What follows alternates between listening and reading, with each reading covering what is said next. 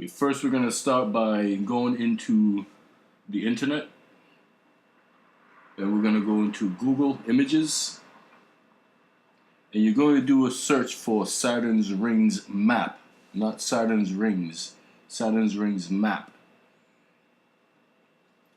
You don't want the circular, you want the rectangular. So you want the map and not the rings. You save that into your image folder.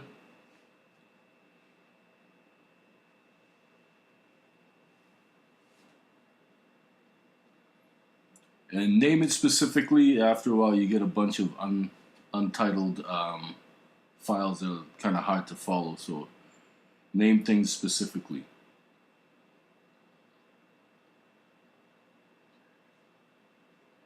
Then we're going to start a new project. We're going to drag in to the project panel the Saturn's rings map.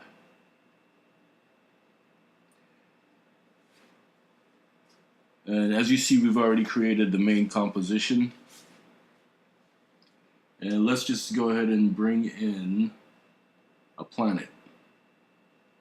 In this case, I don't have a picture of Saturn's map, so we'll just use the Jupiter map for now, just to get the point across. So go ahead and make your planet just the same way you've made the others.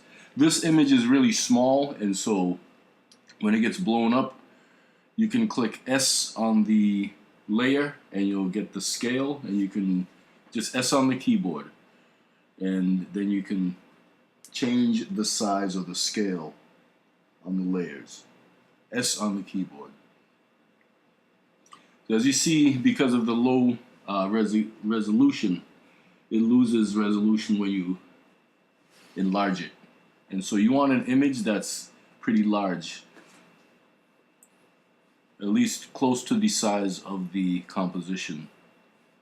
1920 by 1080 is the screen size. So we've created our planet, and now we need to create our rings. So we need to create a new composition where we're going to build the rings. So that's important to remember. New composition for the rings. And then you're going to embed this composition into the original comp. You want the composition to be square, and you want it to be pretty huge, because it'll feel a lot more grand if you make it bigger. So we're going to go 4,000 by 4,000.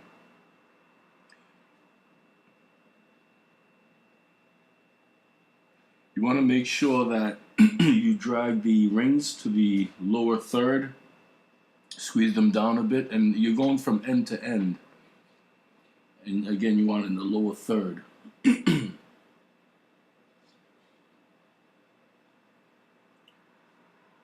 you're going to create an adjustment layer. An adjustment layer. Adjustment layer is a layer, it's invisible, and you apply an effect to that layer. Anything under that layer is affected by the effect. So we want polar coordinates. So type in polar coordinates and apply that to the adjustment layer, not the rings layer, the adjustment layer. Then you want to change it polar to rect to polar. Change that from polar to rect to polar. And then you can push up the interpolation. So what's happening here is our screen size, our magnification is wrong, and so we're going to make the screen fit so we can see the entire screen. So make it fit, and as you see, we weren't all the way to the ends. We were zoomed in too much. So coming back out, we're going to go ahead and now make the rings go all the way to the edges. Alright, and we're going to bring it to the lower third like we were supposed to the first time, and now we can go ahead and go back to the adjustment layer, the effects control, and now we can go ahead and push up the interpolation, and as you see, you have a ring.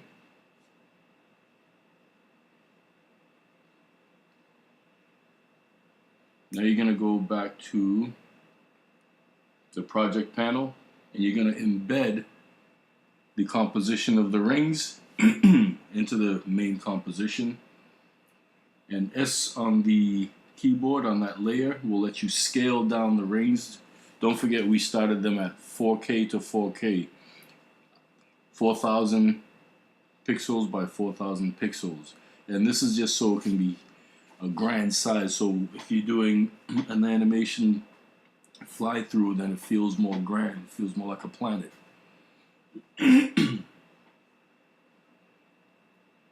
Now go to the rotate tool,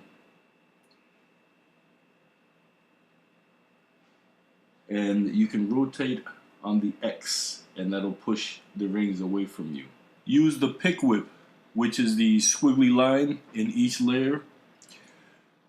You're going to drag that pick whip from the rings to the planet, and that's going to make the planet the parent of the rings. So wherever the planet goes and does, the rings will follow. You can go to the rotate tool and you can rotate on the X, and that'll let you go. I'm sorry, on the Z. The Z will let you tilt the planet. Because this is simulated 3D, you can't actually spin it around. So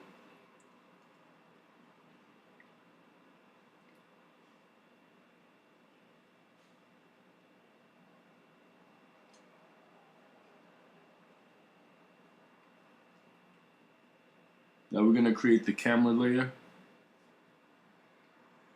Right. And the camera has to be on the top layer, so anything that's above the camera will not be affected by the camera.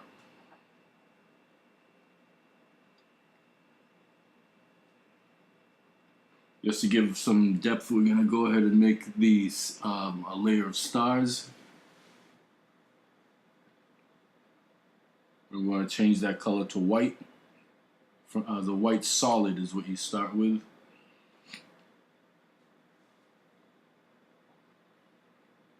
Alright, and then we want to apply our CC starburst.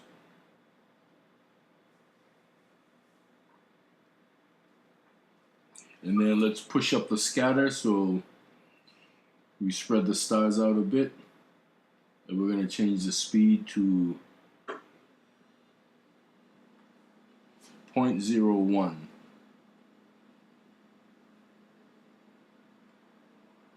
This way when it moves, we have a little bit of glimmer and movement in the stars. And again, click that box to make the layer 3D and drag it under the camera so it's affected by the camera.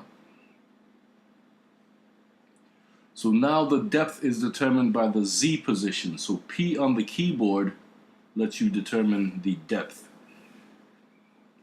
The default is 0 for each object you create. So the higher the number, the further away the object will be from you. So the stars, if they're at 5,000, they're going to be further away than the planet, which may be at 1,000.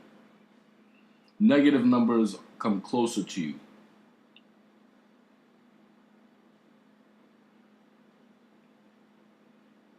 Then we're going to select the camera track tool, and we want to choose the Z. Click position, bring the playhead to the beginning, and you create a keyframe of where you start the animation. Then drag the playhead to the end. And in After Effects, you only have to set the first keyframe, which is that little diamond you see right there. And we're going to up the Z. So you can use the slider, or you can type in the number, or you can use the camera move tool, the track tool, to make your adjustment. So once you make that adjustment, when the playhead is at the other end, then it will create that keyframe for you. And so there's your animated space. And you've created Saturn's rings.